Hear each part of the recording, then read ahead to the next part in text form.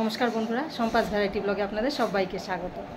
তাহলে চলুন, আজ আরেকটি নতুন রেসিপি নিয়ে আপনাদের সামনে চলে এসেছি। আজ ডিম দিয়ে একটি রেসিপি করব, খুব সুন্দর রেসিপি। দেখতে থাকুন আর আমার সঙ্গে থাকুন। তাহলে চলুন রান্নাঘরে যাওয়া যায়। তাহলে বন্ধুরা, রান্নাঘরে চলে এসেছি। আর আমি এখানে নিয়েছি ময়দা, তার সাথে নুন, চিনি আর সাদা তেল দিয়ে দিয়েছি। এবার দেব সামান্য পেঁয়াজ পেস্ট। এবার পেঁয়াজ পেস্টটা আমি আটাটা মাখতে যতটা লাগবে, আটা বলছি ময়দাটা মাখতে যতটা লাগবে ঠিক ওই আন্দাজেই আমি দেব। আপনারা যতটা ময়দা নেবেন ঠিক ওই মাপে নিতে হবে। আমি এখানে জল একদমই ব্যবহার করব না। এবার দিয়ে দেব ডিম। আপনারা আপনাদের মাপ মতো দেবেন। কটা ডিম লাগবে আমি এখানে দিচ্ছি 2টো ডিম। এবার আটাটা মাখা হয়ে গেছে, বারবার আটা বলছি, ময়দাটা মাখা হয়ে গেছে। এবার আমি একটু তেল নিয়ে, হাতে সাদা তেল নিয়েছি, এটা মেখে আমি 10 থেকে 15 মিনিট রেখে দেব। ময়দাটা ঢেকে রাখবো। ময়দাটা মেখে ঢেকে রেখেছি, ততক্ষণে আমি একটা ডিমের কারি করে নিই। হলুদ নুন দিয়ে দিয়েছি, ডিমটা একটু ভালো করে ভেজে নেব। ডিম ভাজা হয়ে গেছে। এবার আমি তেলে কুচিয়ে রাখা পেঁয়াজ দিয়ে দেব, আর তার সাথে দিয়ে দেব কেটে রাখা আলু। এবার আলু আর পেঁয়াজ আমি একসাথে ফ্রাই করে নেব।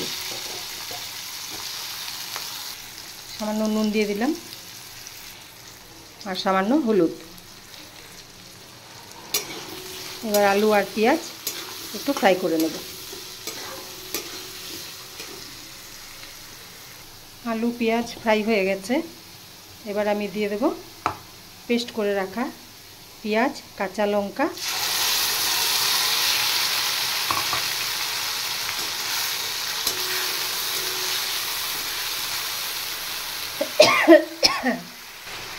আর দিয়েছি জিরের গুঁড়ো, সামান্য 1 চামচ জিরের গুঁড়ো। এবার দিয়ে দেব হলুদ আর নুন।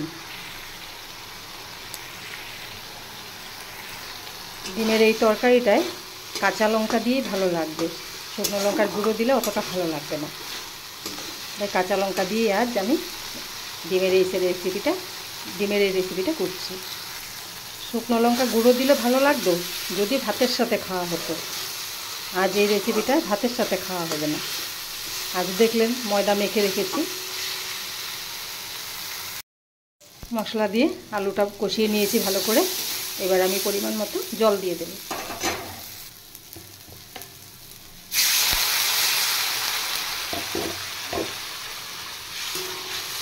ডিমের এই কারিটা একদম মাখা মাখা করব। এবার আমি ভেজে রাখা ডিমগুলো দিয়ে দেব।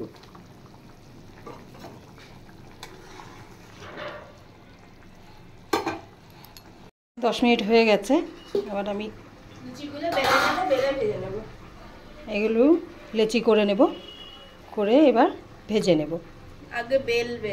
আগে বেলবো তারপরে ভাজবো। ঠিক এই সাইজের করে নেব, ছোট ছোটই করব।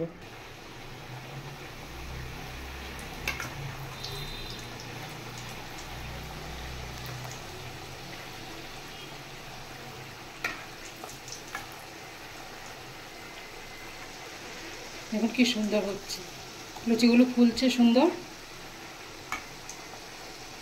আমাকে দেবে তো? হ্যাঁ দেব। আর ডিমের লুচি আজ বানাচ্ছি, ডিমের লুচি।